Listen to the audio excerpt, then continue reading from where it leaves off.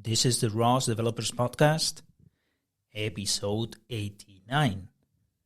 The ROS Developers Podcast, the ROS Developers.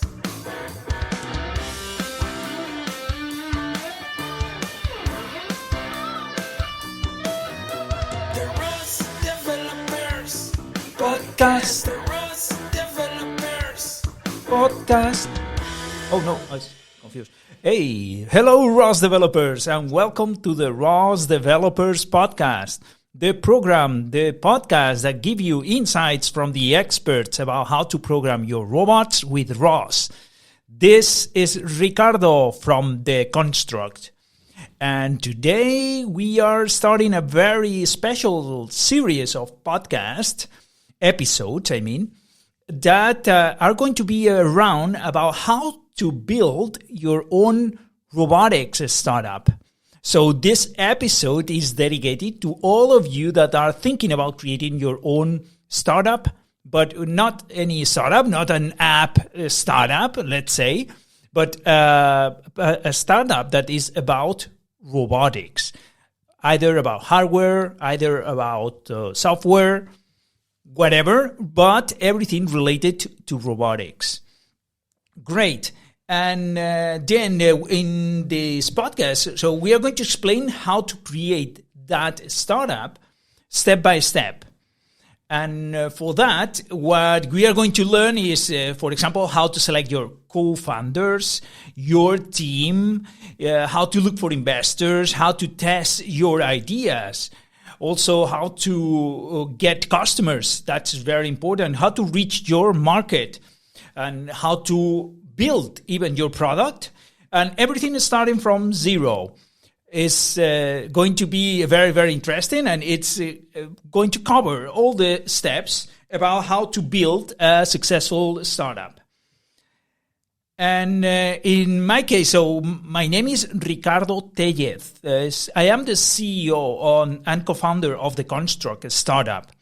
And this is a robotics startup at which we are delivering the best learning experience to become a ROS developer. That's the goal of our startup.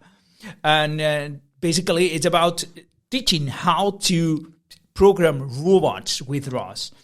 And our company is already 5 years long. We started in 2015. So this is going to be our sixth year. And we are a team of 10 people. We are working around the world from the very beginning. We were a remote company. We have now more than 100,000 students and tens of universities around the world that use our online academy to provide a teaching environment to their students. And some details more about our company is that we have bootstrapped our startup.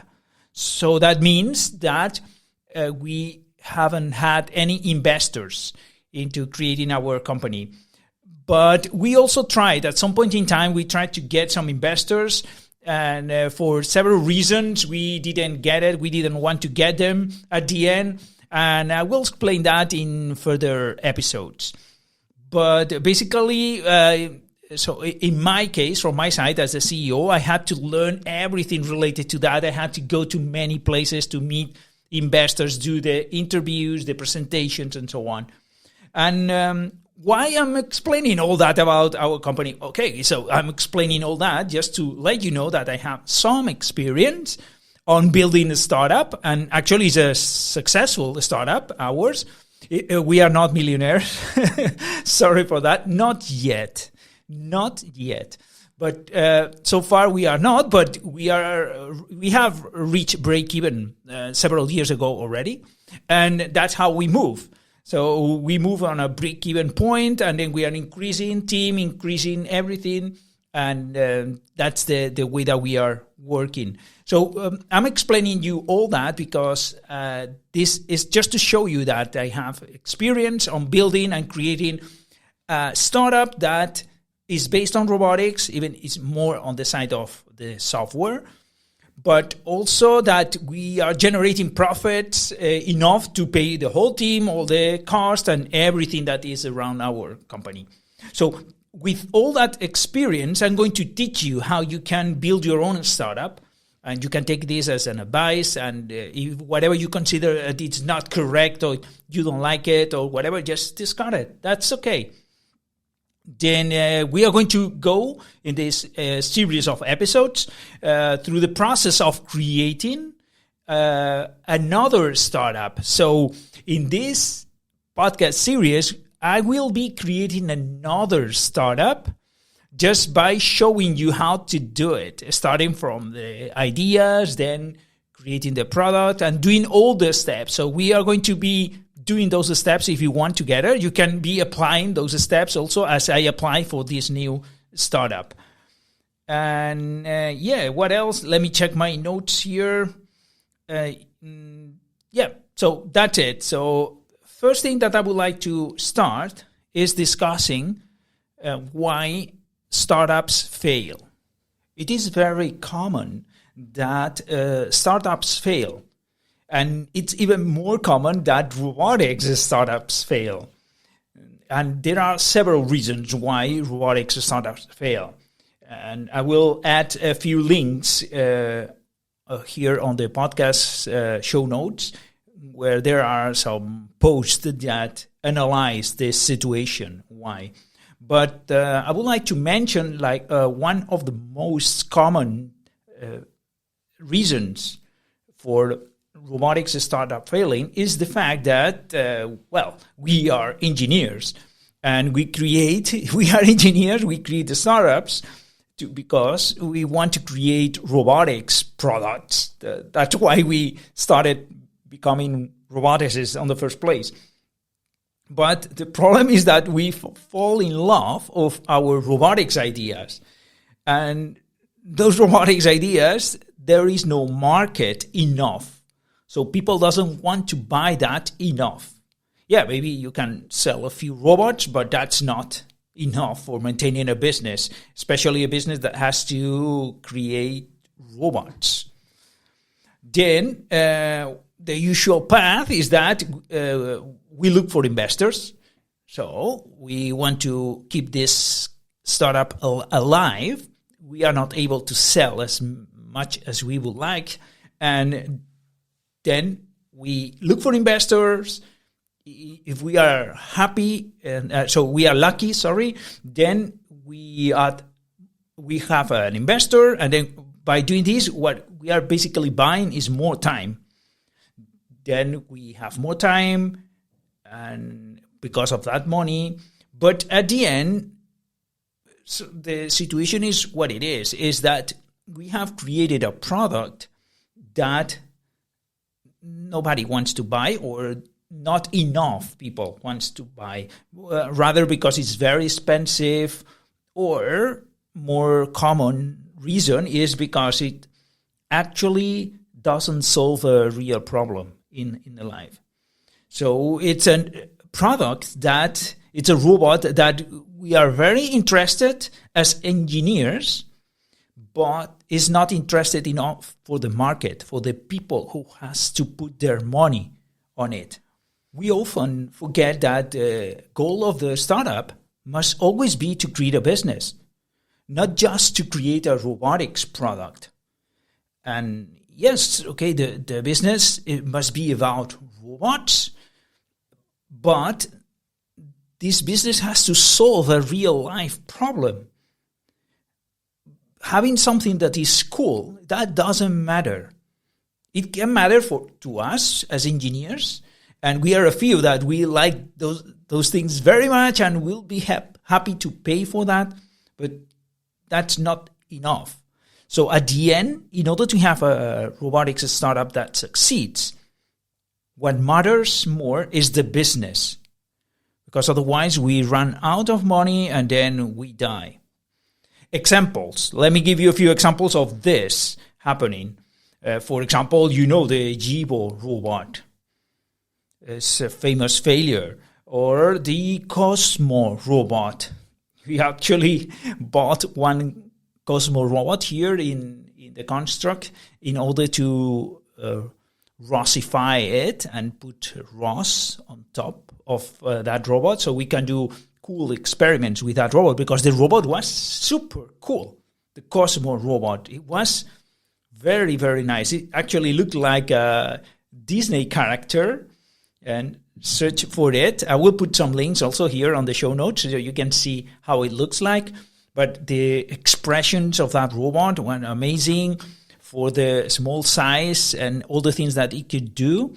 It's very, very cool, very well achieved. But is people willing to pay as much as several hundreds of euros for such a small thing that at the end it does nothing. It's just to play and to play around. So that's one of the problems. Another example, Baxter robot. You know Baxter. So all those examples, they were created. They were very cool robots. But the problem is that not enough people wanted to buy. Those companies, they raised millions of dollars, but still they fail. Because at the end they run out of money when they still didn't have a sustainable business model. So we are going to talk a lot about that along this series of podcasts, about creating a successful business model. Because the interest of these podcast episodes is that you create a successful startup. And here I'm not talking about creating something that you can have for a few years while you lose all the money or no more investors want to invest in your thing. So it's not that the purpose of this podcast episode. The purpose is that you build a company. It's a startup or is a regular company, whatever it is, which is based on robotics and which has a long, long life. And that generates profit. And if possible, that you become millionaire. So that's also possible. But the purpose is not just to play. Just to go there and try to catch some money from investors, then play with that money until it runs out, and then enjoy the ride. So that's not the purpose of this podcast. So we are going to be working into creating such a startup that is going to generate a valuable business model. It is true that we are going to need investors at some point in time, but the goal is not to get as many investors as possible and then die. No, instead, it will be to get the required investor money, if any, and then build a business as scalable and profitable as possible. And of course, we are aiming here at a multi-million value company. But let's not go so fast that we lose control and then crash. So let's go and start step by step. The first thing that you have to do, and that's the subject of this episode, is to decide about the idea that you would like to base your company on. Okay, so that's what we are going to analyze right now and in this episode, for the rest of the episode. So on deciding about the idea that we are going to implement in our startup, we are going to follow 3 steps. Step number 1. We are going to decide which problem to solve. We have to be solving a problem. Okay, I don't care if cool is not cool. That's something secondary. That's going to come later. But we cannot start with the coolness of the project. We have to start with the problem we want to solve. Then on the step number 1, we are going to decide which problem we are going to solve with our startup. That's always how it has to start, by trying to solve a real-world problem. And the best way to identify this problem is to look for one problem that you are suffering, you personally are suffering. Then look for that problem that you are suffering in whatever aspect of your life. It could be a problem in robotics itself, or it could be something else external to the robotics world, but where a robotics solution can be put on there and solve it. For example, in our case, in the construct, we had a problem about, we identified a problem about learning about ROS. So the ROS wiki tutorials, the official ones, they are amazing. They are super cool. I personally learned by using those wiki tutorials, but we wanted to speed up the process of learning that ROS. So we wanted to go faster than what the wiki is actually providing. And that's why we built this company, and we provided those courses that we provide in our academy, which are based on simulations online, so you can get very fast and very quick the meaning of the different parts of ROS because you are practicing, right? So this is a problem in robotics itself that we provided a solution. But there are other problems in the world that can be solved by using robotics. Okay, so then what I would like to mention here is two considerations. And first is when you're looking for that problem and try to put a robotic solution to it, don't be robotics focused only and try to put a robot in every place on every problem. There is no need to put a robot where it is not necessary. So maybe there is a simpler solution to a problem rather than using a robot. So don't be trying to include a robot because you want to solve this with robots. So there is some examples of these problems. For example, in Tesla, in the factory of the robots, of the electric cars made by Elon Musk. For example, Elon Musk wanted to put robots in the whole process and substitute all the people there. But at some point in time, he realized it was not possible because of the speed of the robots. The current technology didn't allow to move faster. And then he had this problem of putting too many robots on the loop. So at some points the robots were okay, but at some others that was not the correct idea. It's better to put a human there because everything will move faster.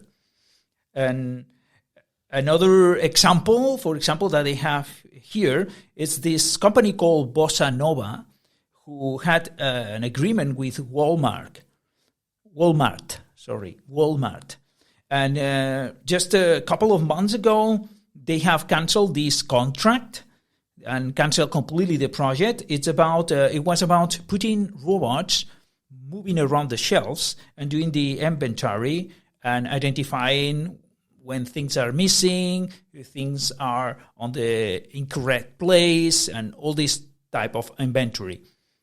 Then, so that project was canceled because the people from Walmart identified that it was easier to put a human in the process. It was a lot simpler and even cheaper and everything. So that's my first consideration for deciding about a problem to solve.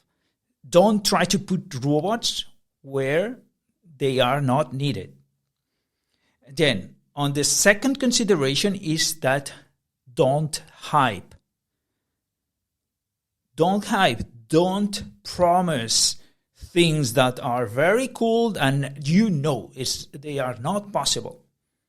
Yes, of course, you're going to get a lot of attention. People is going to say, oh, that's amazing. But the problem is that you have to deliver. And that's not possible. No. Robots don't understand language. You cannot put a robot to be a receptionist there because it's not going to work. They are not going to understand. It's like so the first let's say proof that you can put a a receptionist, a robotic receptionist there, and substitute the person is when you are calling to the customer support of any big important company, and then you ask to talk to the machine instead of to the person. That's when you can put that system on a robot. Before that, it's not going to work. Yeah, it looks cool on the press and with the colleagues and so on, but that doesn't work, for example. So that's an example of hype. So you say, oh, our robot is going to be able to talk to the people and explain where they can find this and that. So I don't recommend you that you do that, because you will be creating hype that you will not be able to deliver. So that's the second consideration. So first step is to decide which problem to solve. But when you're looking for that problem, don't try to put robots on every problem. And also don't overpromise about what those robots are going to be able to solve. Second step is to decide whether you are going to work on hardware or on software. That means if you are going to provide a solution which is based on hardware, that's what you are going to develop, or on software. You cannot decide to attack both things, hardware and software, unless you are already rich, you have many, many millions, and also a very well-trained team. And even like that, I think that this is a call for failure. It's just too much work. It's too much work for a startup, for a company that is starting, maybe in the future, but not right now. So deciding to work on hardware means that you're going to develop the hardware that then later somebody else will use for a given purpose. Let's say, for example, that you are building a specific motor for joints of robots. So that would be an example. Somebody has to take those motors and actually build another product with that. But you are not providing the whole product. You are providing this element, the motor only. So you must be expecting that somebody else will put the software on your product. Apart from the basic software drivers that you will have to ship with your product. Or that these other people, they will use your product in the creation of another product. And for that, you are hoping. When I mean hoping, it doesn't mean that just praying to God for this to happen. You will have to take actions for that to happen, of course. But you will not be in charge of the final product that will use your hardware. For example, you decide to build a quadruped like Boston Dynamics, the quadruped. Then you concentrate on building the best quadruped. And you assume that somebody else will use it for a very concrete application, putting the software required for that. So in the case of Boston Dynamics quadruped, they do not provide a specific application, at least yet, not really an application. They provide options, and they expect that somebody will buy the robot, the quadruped, and implement a killing application for the robot. Something that is it makes the robot very useful. Or then somebody else maybe has written the code for an application, and you only need to include it into your product, and by tweaking it, by changing it a little bit. Like, for example, you create a hardware product, and then you need to have ROS navigation stack on board for your product to work. That's also okay. You are developing the hardware and the drivers for that, but then you are taking a software that already exists and put it into your product, just doing some small modifications, but you are not developing that software. You are not maintaining that software. You see the difference, right? I hope yes. Because if you believe it is absolutely necessary to build the software for the hardware that you are creating, or if you don't do that, then your product will not work, then you have a huge problem here. If this is your first startup, I strongly recommend you that you don't do it. And if you still think that it's necessary and that you want to go on that direction, then my recommendation would be that you partner with another company which is expert in software to develop that for you. Then you can do a partnership on this sense. For example, an example of this happening successfully is when IBM made a partnership with Microsoft, and in order to get their operating system for their PCs. Then on the other side, Microsoft didn't do that for their phones, the phones that they were creating, the mobile phones, and nobody remembers those phones anymore. They couldn't do it, and they were Microsoft. They were concentrating on the hardware, on the phone, and then also on the operating system on top of it, and they couldn't do it. That doesn't mean that you cannot do it. It means that it's super, super hard, and you have to start small. That's another problem that we have, the engineers. We also have here in the construct. We think that we can do everything, and then we start, we are going to do this and that, and then, nothing happens. We have to start small and then build on top of that. Then, so I put you an example on the hardware case, or on the case that you decide to concentrate on the software side, then maybe you may be creating an application that runs on multiple robots that already exist out there. Or another option is that you ship your software with an already existing robot, and you sell the robot with your software on board. Now, about deciding whether to do a startup based on hardware or based on software is not easy, unless you know you know already what you want to do, because each one has its own advantages and drawbacks. For software, for example, it is faster to develop and requires less investment. It is easy to scale and to distribute, and it is easier to provide value to a customer with software.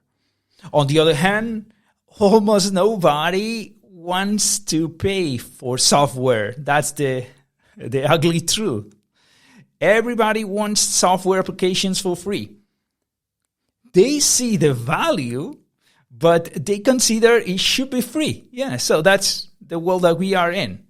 Then to make a real business from that is going to be very difficult. Very difficult. And for hardware, everybody sees the value of hardware, so they don't have any problem on paying for it.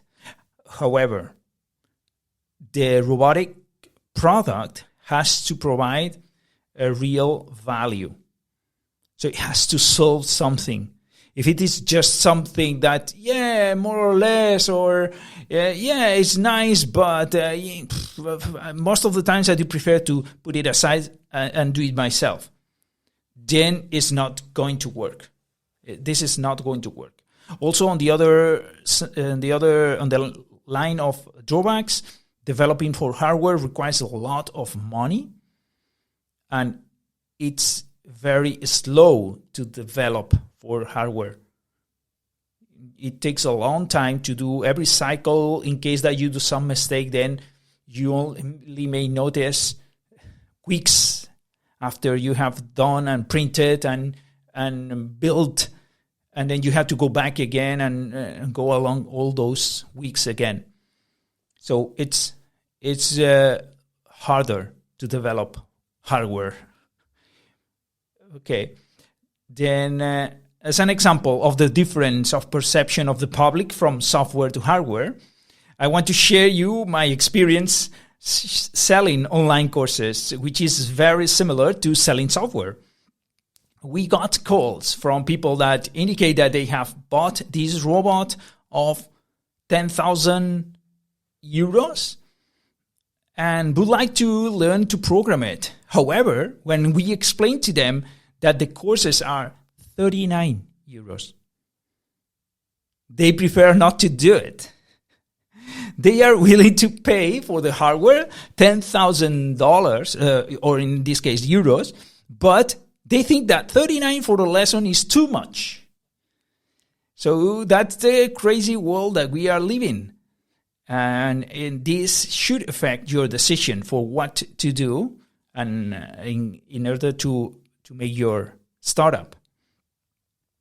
Final point in this step number 2, deciding whether to base your company on hardware or software, but not on both. The final point, you must use ROS. Yes or yes. ROS is going to save you time, but much more than the time that you can imagine. So please do not start developing your own framework. Instead, just ROSify your product. You will save countless months.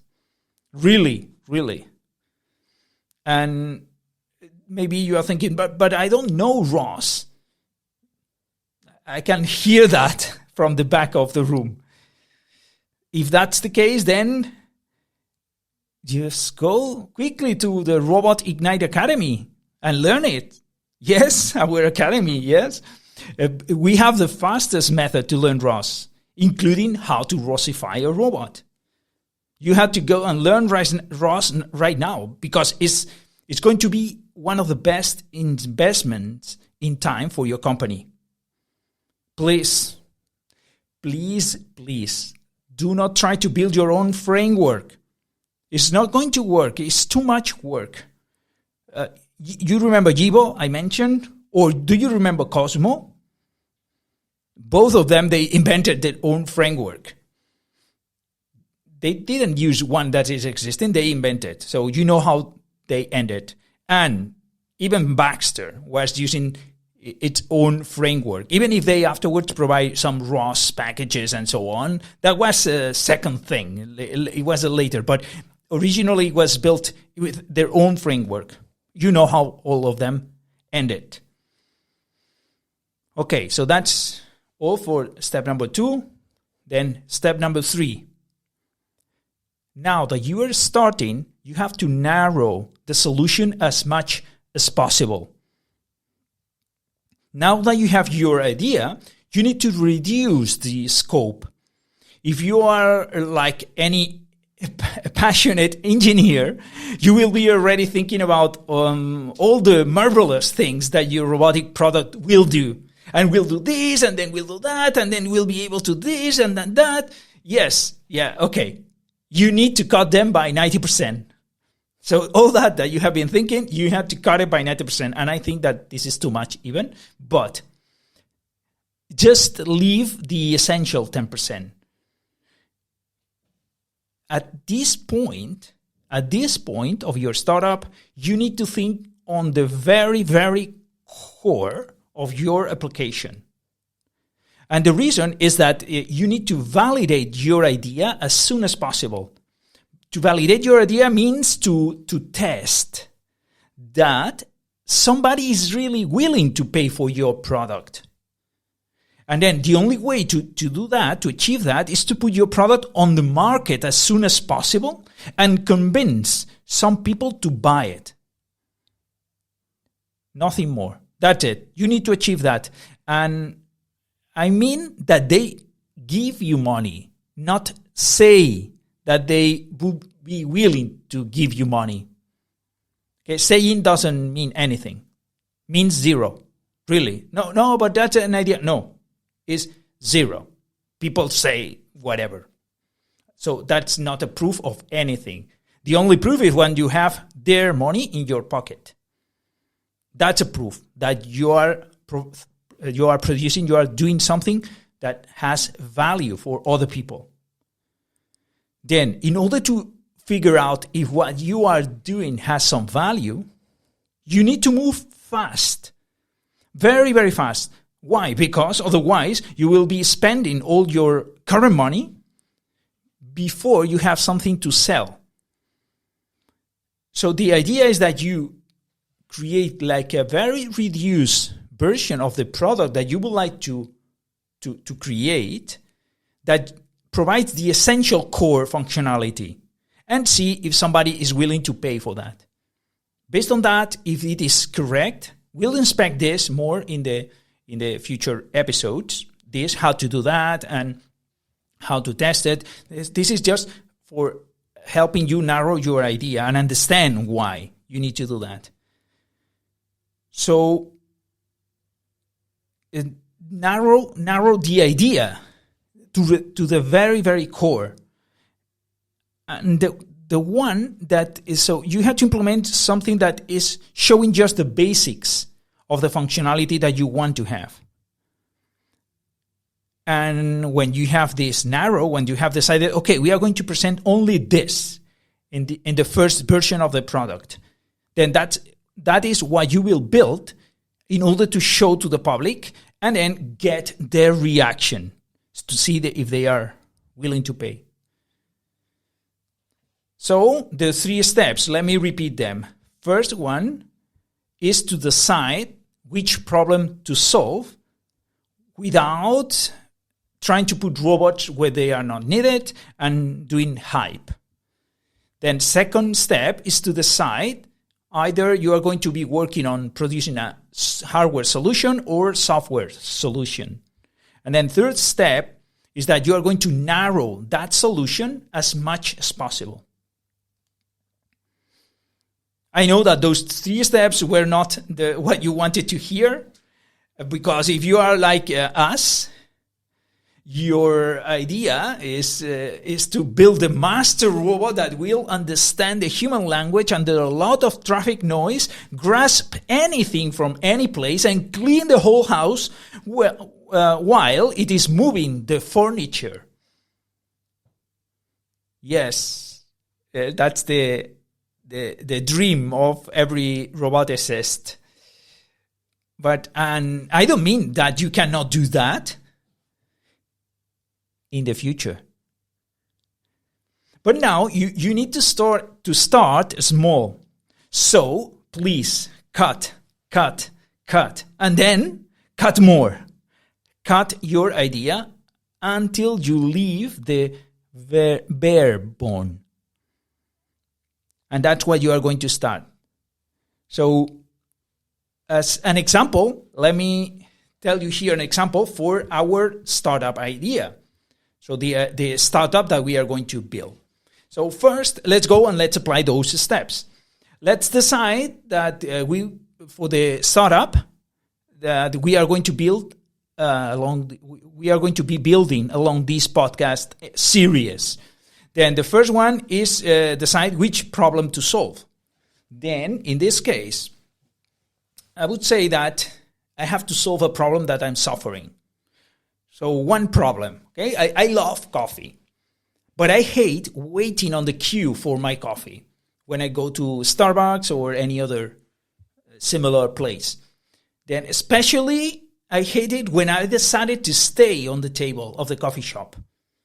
No, because you had to be on the queue for ordering, then on the queue for waiting, and then you can go to your table. So what I would like to have is a robot that brings us the coffee directly to the table from the barista.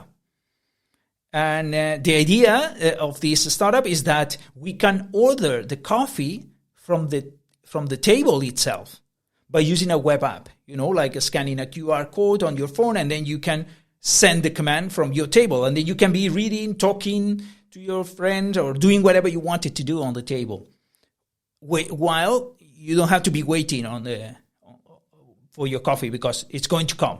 Then the order goes to the barista, that prepares the coffee and provides it to a robot that then goes to the table and delivers the coffee. So that's a problem that I would like to solve. This is step number 1. Then, hardware or software? So what do you think that we are going to concentrate? Wrong. We are going to concentrate on the software. Yes, that's our product. We will use already existing mobile-based platforms.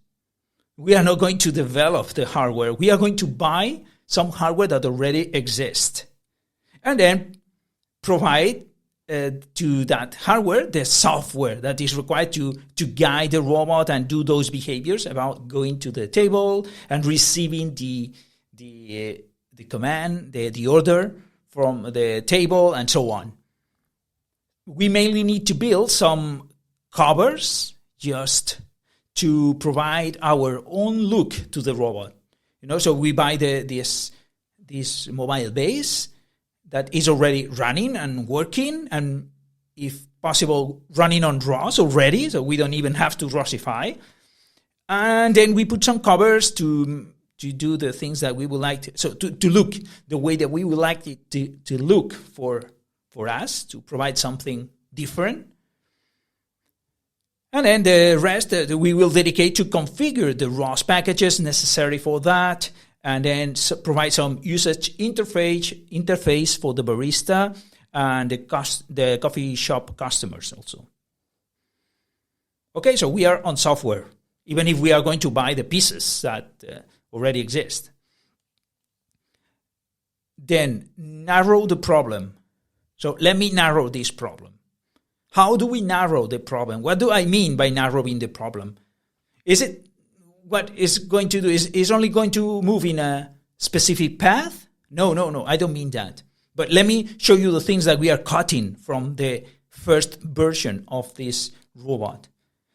So first, the robot will only send coffee on standard cups with a cover. So it cannot use mugs. It cannot serve coffee on mugs. It cannot serve dishes with cakes. It cannot serve anything that is not covered, and it cannot serve anything that doesn't have this paper cups style. You know what I mean? So anything that goes out of this shape and has no cover on top, we are not allowing the robot to serve. So it's not possible to serve open cups. No cakes, no sandwiches, no cans. Only coffee, teas, frappuccinos in standard cups with a cover. And of course, more limitations. The robot doesn't have any arm that manipulates the beverages. It only has the holes where the barista will put the beverages and from where the customers will take manually the beverages. So it's not that the robot has an arm, a robotic arm, and is grasping the beverages from itself and putting on the table of the customers. It's not that. It's simpler than that. Then also the robot doesn't have any sensor that detects when the cups have been taken from it. So it has the holes, and the holes, they are covered with the cups by the barista. When the robot reaches the table of the customer, then the customer takes the cups, and that's it. Then the robot doesn't know either they have been taken or not. It just waits for a fixed amount of time and then returns to the barista. If you haven't had the time to grab the cup, this is, well, that's an error, and then the robot will be running to the barista, and you will have to chase the robot to get your cup. Also, the robot doesn't auto-charge. When the battery is gone, then it's gone. So those are all the limitations that we are imposing into our first version of the product. And you may say, well, but this is not going to solve this problem because the people doesn't want to be chasing the robot. That's If the battery, then we have to wait until the battery is changed, and so many limitations. Yes, that is correct. With this version, you are not trying to reach the whole universe of the public. You only want to check if this idea it's ringing any bell on any possible customer of yours.